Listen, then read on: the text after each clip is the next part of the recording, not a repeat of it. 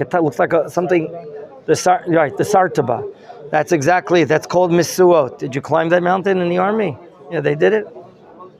Once one of my high school kids did it when he was a freshman and didn't bring enough water, and they were like almost entrapped with not enough water, and it was a danger.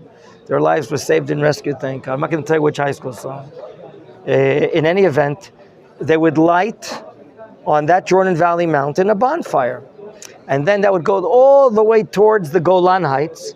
They would light a bonfire on the Golan Heights. And then Syria, Turkey, Iran, Iraq.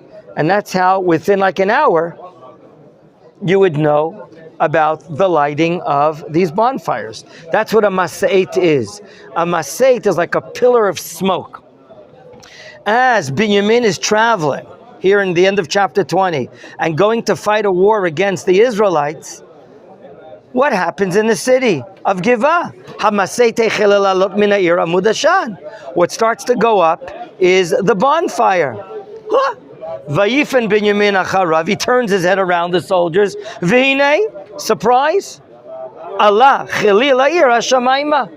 Maybe it'll be easier for you to sit over here, and it might be easier if you want. They see what? Oh my gosh, the city is going to be ablazed. Pasuk Mem Aleph. V'ish Yisrael afach. And now the Israelites, instead of running after them, now they're going to run after the Binyamin people. Vayibael ish Binyamin. Everyone in Binyamin is frightened. Ki ra'a ki nagav ala ra. Now they see that the tide of the war is changing. Instead of the people of Binyamin chasing after the Israelites, now the Israelites are chasing after Binyamin. That's going to be a decline in the not the morality. What is it called? The morale of the fighters. Vayifnu lefnei, verse 42. Vayifnu lefnei ish Yisrael derech hamidbar, v'milchama bigitao. They're catching the enemies, meaning the Binyaminites. V'asher me'arim ashchitim oto betocho. Any cities of Binyamin, the Israelites are winning over. What do? They surround towns. Mem Gimel, Kitru et Binyamin. They start surrounding towns with soldiers. Keter is a crown. Okay, a military procedure is to surround a town with soldiers. Don't let anyone in, and you wipe them out. Unfortunately, these are Jews wiping out fellow Jews. So Kitru et Binyamin, they surrounded the city. Hirdifu, and they're racing after them. Minucha, Hidrichu, Ad Nochach Givah, and now they come all the way to the city where the problem started, the town of Givah. Givah apparently is Mimizrach Hashamesh. They're going from the western cities of Binyamin to the eastern cities. And how many die? Mem Daled. Vayiplumi be Binyamin. How many fell? Shmona Asar Elef Ish. It's hard even just to read this number. 18,000 people die in this war. It's so painful to read it. These are fellow Jews. And who died? Et kol leila anshe chayil. We're talking about soldiers with valor, with courage. Anshe chayil. Do you sing on Shabbos night Eshet Chayil? Anshe chayil are men of valor, men of action. Are you married? Not yet. Okay. Maybe you'll sing to your mother, Eshet Chayil, that she's a woman of valor, okay? And when I sing this song, I think of Am Yisrael, I think of my wife, okay? Next. Close. King Solomon, you're right. Mishlei, right. Mishlei. Die weiß, wo es ist Eshet Chayil? Die kennst, wo es ist? Avada. Memhei. 45. Vayisu vayinusu midbara el selarimon. What could Jews do? Flee. So the Binyamites flee further east. Now there's not much further east but the desert. You're getting to the Judean desert. Vayolulu b'mesilot 5,000 ish vayadbiku acharav ad Gid'om vayakum imenu 2,000 ish. Gentlemen, 18,000 before, another 2 and 5. We're up to 25,000 soldiers are caught by the Israelites of the tribes, and they're wiping their fellow Jews out. And they're doing it with cheshek, with desire. They want to get back at them. They think they're doing the right thing, and they think they got permission from God. No one has time to say, well, let's stop and let's call an assembly and think what we're doing. We don't see any tshuva movement whatsoever here. They did tshuva to get the green light from God to fight the third clash. But let's look at the entire situation. That we don't see it. Memvav 46. Vayichol hanoflim b'Binyamin 25,000 ish. Sum total, 25,000 die from Binyamin. Not just anyone. Sholef cherev. These are people that had swords. These are soldiers. Bayomo. Et kol el anshe chayil. Again, the Tanakh says these were soldiers with valor, with courage, with abilities. And here you see the Jews of the tribes of Israel are wiping them out. Any remainder? Pasuk Mem Zayin, verse 47. Vayifnu vayinusa midbara el sela rimon shesh meot ish. Vayeshvu besel rimon arba'a chodeshim. 600, and only 600 survive. We're talking about men, it says ish. What happened to the women and what happened to the children? Alive. Ma? I thought they'd be alive. I'm sorry to tell you. Let's read the next pasuk. That until now, maybe we were thinking that women and children of Binyamin are alive. Let's see. The final pasuk of the chapter tells us 600 fled going east to the Judean desert. They're alive. They're sitting in this eastern area for 4 months until the next episode happens. The last pasuk, Memchet. V'ish Yisrael shavu el bnei Binyamin. Meaning, even though it says Ish Yisrael, I don't think it means one person, but the troops of the tribes of Israel started going back west. And they started going into all the towns. Shavu, they returned El Bnei Binyamin. And you know what they did in the towns now?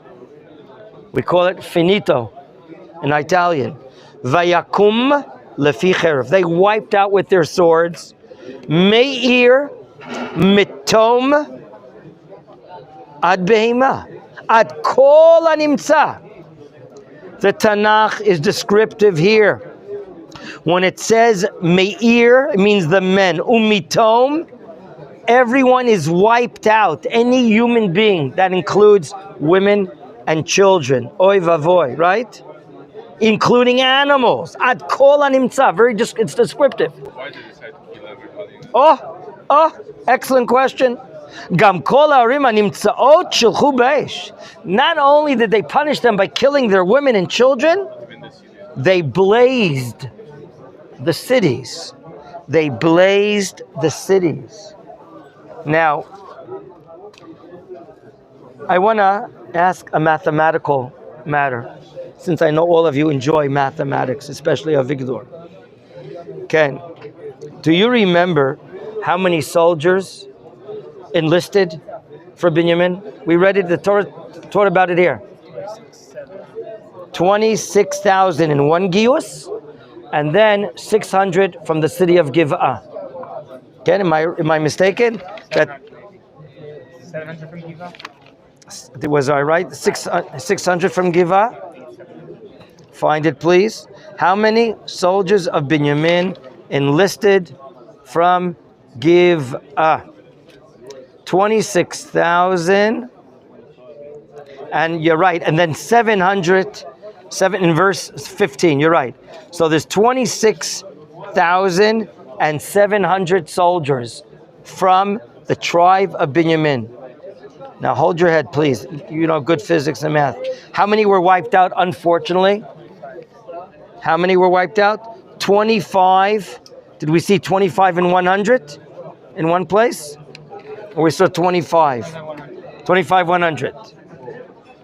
So again, 26,700 minus 25. How many are left over? 1,600. How many are left over, it says here? What's missing? 1,000. Everyone look at Rashi. If you don't have Rashi, you don't have Rashi either. Rashi raises this question regarding the 1,000. Rashi says, Hitamu ko yoshvei arim va'ad be'ema v'anashim bichlal mitom ayu. It includes everyone. Everyone was wiped out. Women, children, everyone. V'yesh litmoa, but there's a question to be raised. Al elef, on 1,000 of them. Heichanem, where are they? 26,000 were enlisted from all the different cities of Binyamin, and from the town where the matter started, Giva, Sheish Meot. There were 600.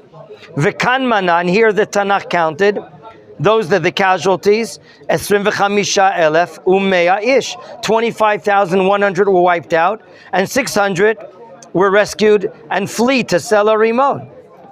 What happened to 1,000? That's what this pasuk is coming to teach us. 1,000 fled to the different cities.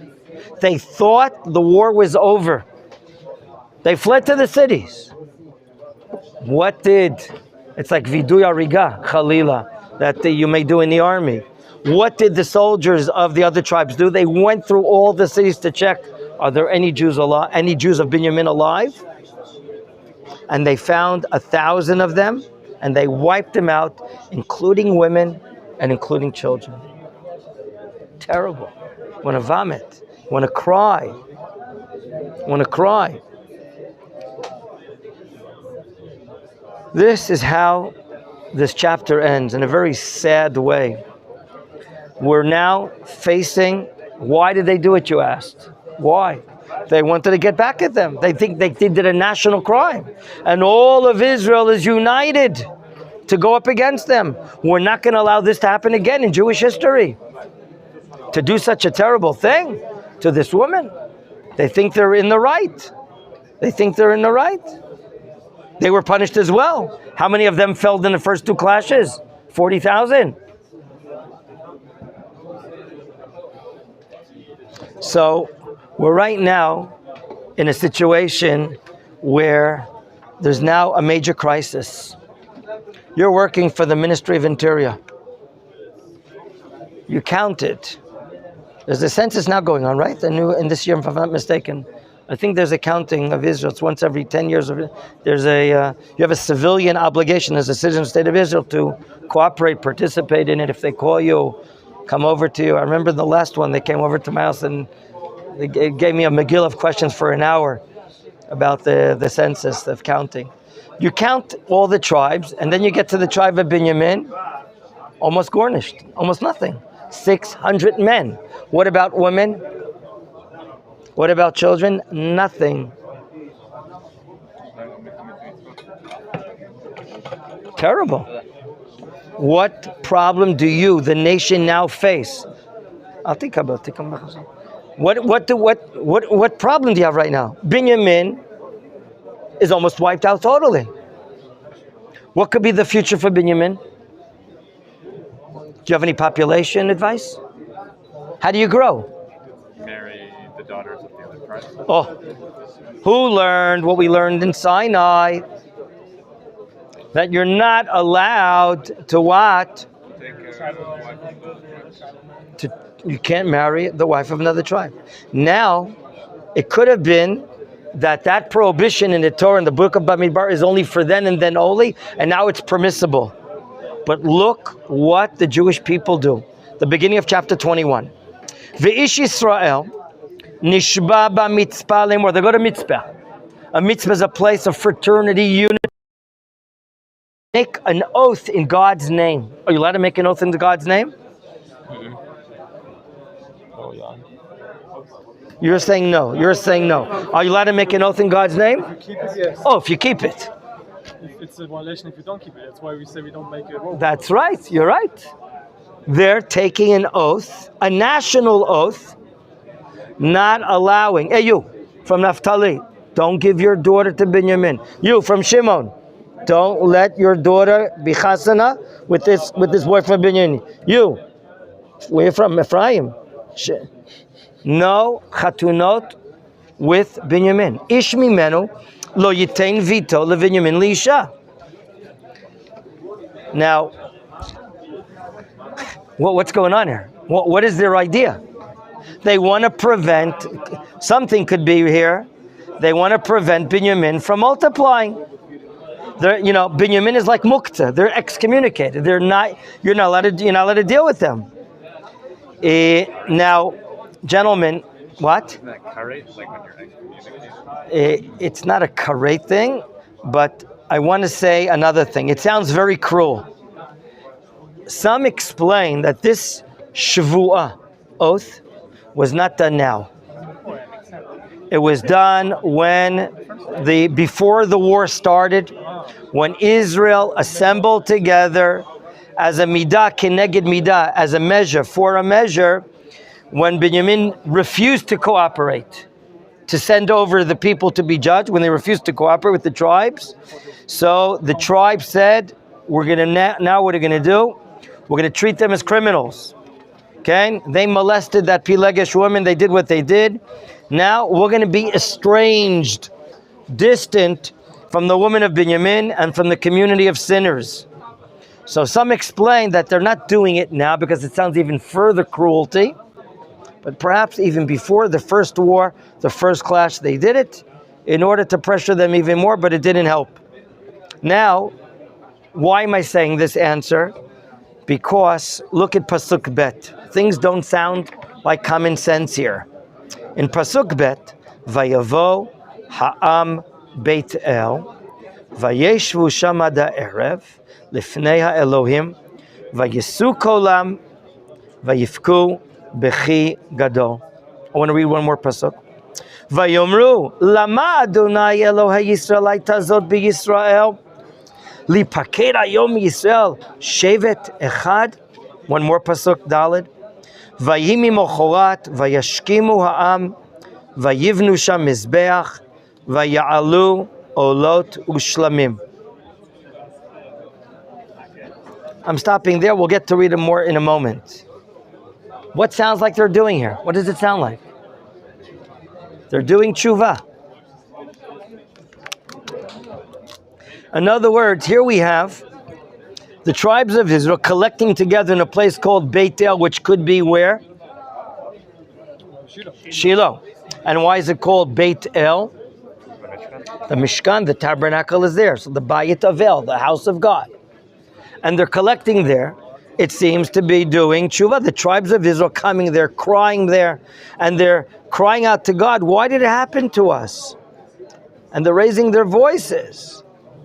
Okay? They're raising their voices in why did we suffer this terrible thing? So it doesn't make sense to say that on the one hand, they're making an oath in God's name not to have anyone marry Binyamin, and right after that, they're doing tshuva. Therefore, it sounds very proper to say that the oath in God's name, they said that you can't marry the men of Binyamin, you can't marry your girl to the Binyamin, happened earlier. And as you know, Tanakh is often not written in chronological order. History, the history of Vienna. In the year, and this happened. Everything's written in chronological order when you study history, but this is not history. It's a book of a living God and a nation of God. And therefore, purposely, things are not written in chronological order. I know you would prefer to be in chronological, make a little Seder order in your mind, but that's not, a history is written in order. This is not a history book.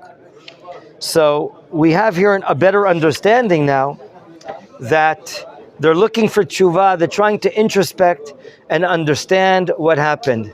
Now, something here is happening that we used our unity to almost destroy a tribe. And now it seems what will be the remedy? What will be the way to do repentance? To create unity and try to prevent the wiping out of the tribe. That's what maybe we're going to begin reading.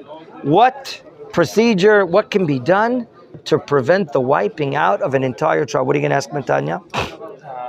Is there not a process that you can annul a vow? Oh, a vow can be annulled, but an oath in God's name is more severe. And therefore, we're going to see what legal loopholes can they find in order to undo this shavuah. An oath is much more severe to open up. So right now, they may believe that maybe they did the right thing, maybe they didn't do the right thing, But look in the wording of verse 3 when they ask, why did you allow this to happen? To be wiped out from Yisrael. Shevet Echad. Now, by the way, what's the problem? Come on, let's get rid of the tribe. Let's finish them up, 600 men. What's the problem? What's so? No, Nishkafelach. One tribe is missing. Come on, no. What's the matter? 2,000 years. Did we live with 12 tribes for 2,000 years in the Galut? Do we know who the tribes are today? Yes or no? Wait, we said that. I'm asking, do we know today who the tribes are? We don't know who they are. You're from you're a Levi, you're special. Do you want to become a Levi when you grow up? Okay, we'll talk about it after sure. So you can't be a Levi when you grow up. But all we know today is Levi, and all the Jews of Israel, predominantly from which tribe? Judah. Do we know who Naphtali is? Shimon is? We don't know. So we lived 2,000 years in the Galut without knowing who the tribes are? I'm asking, what is the problem? That they're going to now try to search. And by the way, the day after, what did they do in Beitel? They get up early, they build a Mizbeach, and they bring sacrifices. By bringing sacrifices, Korbanot, what are they trying to bring to manifest themselves? The Shekhinah, divine presence. Get close to the divine presence, and maybe we'll get an answer to solve. How do we untie the Shavua? How do we save or rescue these people? So, but my major question to you, what's the problem? We can't live according to 11 tribes. So we have an oral Torah tradition. The fact that Yaakov had 12 tribes, okay, 12 tribes, that number 12 is not incidental. That number 12 is of the essence, is something unique in the makeup of the Jewish people. It's like we have 12 different types of personalities, attributes, blessings or traits that we can use in order to serve God. You see this guy here from Zevulun? Yeah.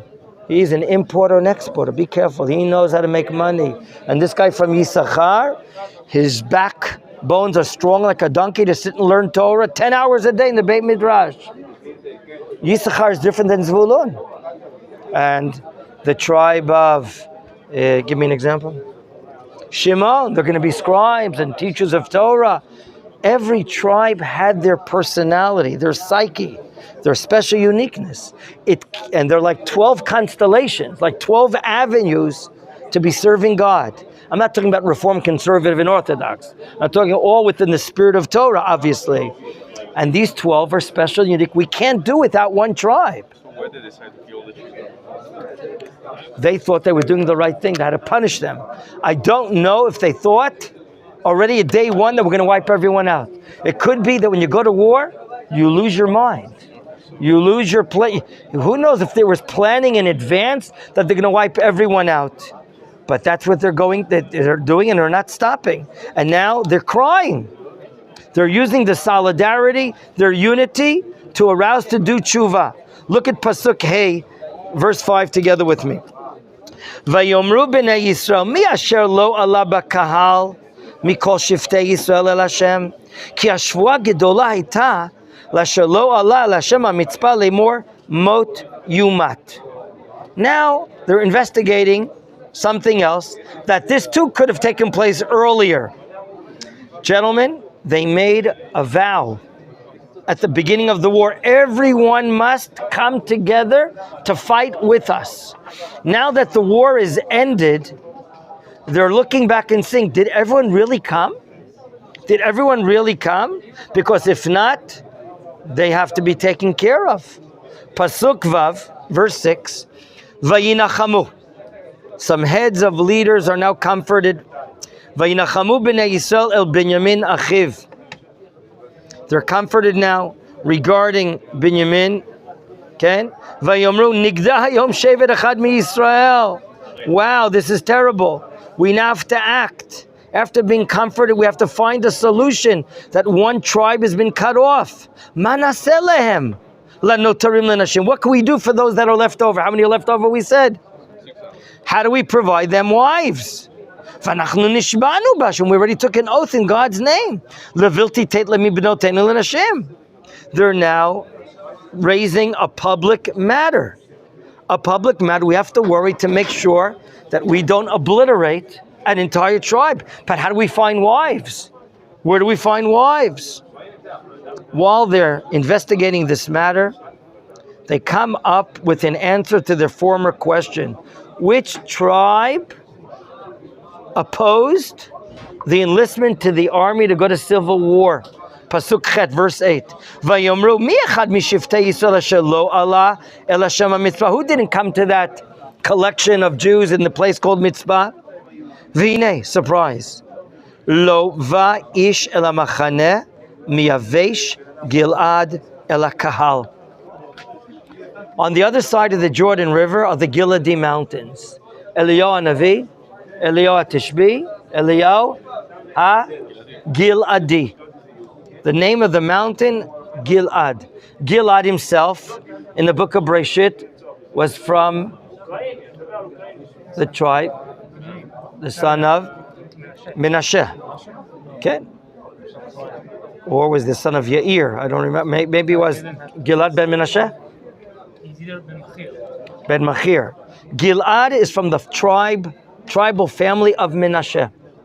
Some of you know Menachem has a very big portion in the land of Israel. Part on the west side of the Jordan River, part on the east side of the Jordan River, including the Giladi Mountains and the Golan Heights. That's half of the tribe of Menachem. When there was a call to come to war and go against Binyamin, they were refuseniks. You know what a refusenik is? They refused to go to war. They didn't come. What? So they were from Tel Aviv. They, Pasuk Tet, Vayitpakei ha'am. They counted the people. V'hinei, behold, ein sham ish miyoshvei Yavesh Gilad. No one represents from the Giladi mountains, meaning the tribe of Menachem. No one came from them to fight the war. Pasuk Yud, Vayishluchu sham ha'edah, Shnei Masar Elef Ish. They're now taking 12,000 soldiers, Mibnei Achayil. Vayitzavu otam, Leimor, Lechu, Vikitem, Et Yoshvei Yavesh Gilad, Lefi Cherev, Vanashim Vahataf. Oy, vay, voy. Here we go again. Wait a second. So instead of finding them wives from that tribe, they go and kill these people? Wow. Look at what's happening here.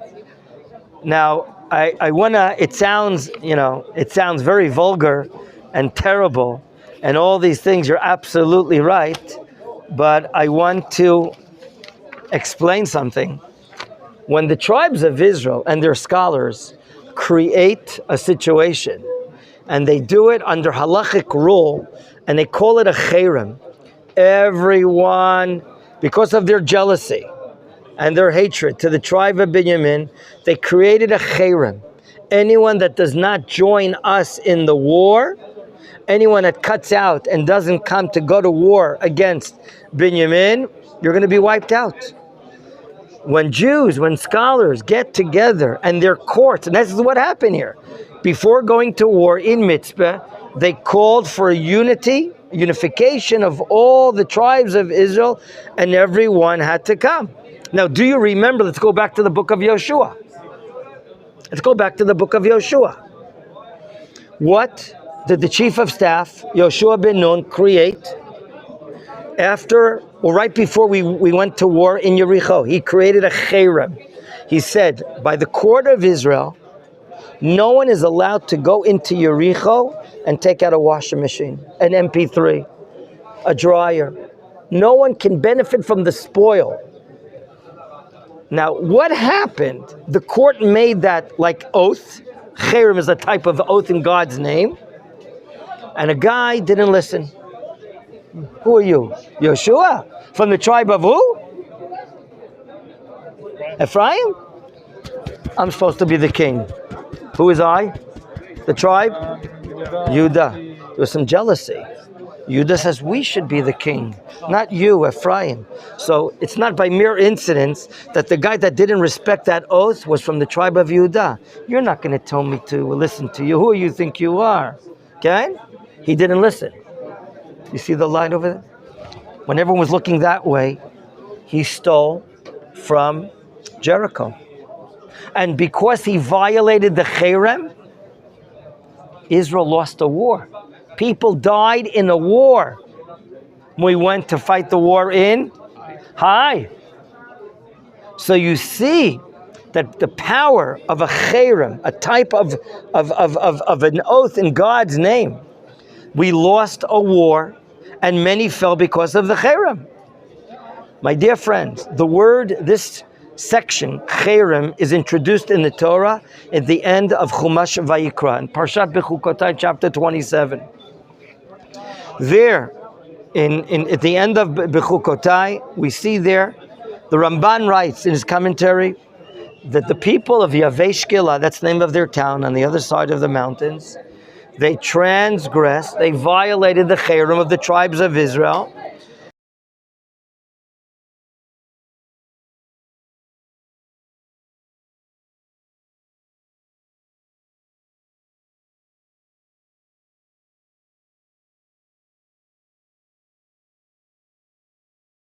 You have to be part of this din. Everyone has to join the din. And if you don't join the din, you're going to have din on you. You're going to have judgment on you. So here we see that we're now paying a very heavy price for not being consolidated. We paid such a heavy price that we killed fellow Jews in Binyamin.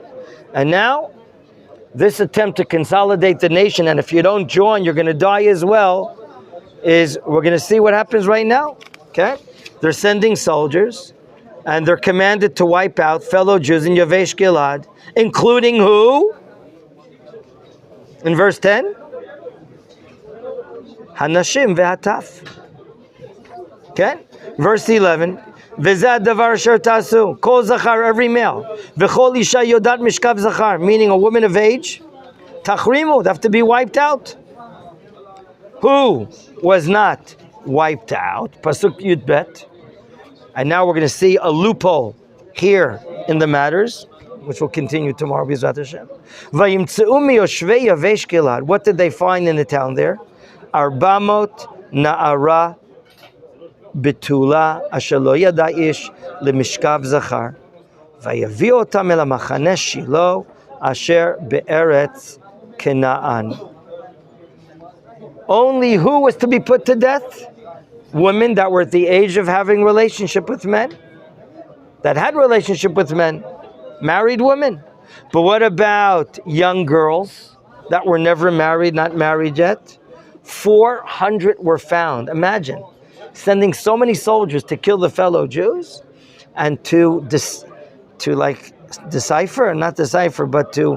find and search who are the girls that are not of age, that are not married, and so on and so forth, and now bring them back. So the male Jews are wiped out there. Women that are married, had relations, are wiped out. 400 can now serve as a what? As a solution for how many men for Binyamin? 400 for 400 men. Then we're going to have a problem for how many? How many left? 200. So we have to go on the internet and find another loophole to see how to solve this terrible matter. This will continue tomorrow. Now we'll learn some Kuzari, B'ezrat Hashem.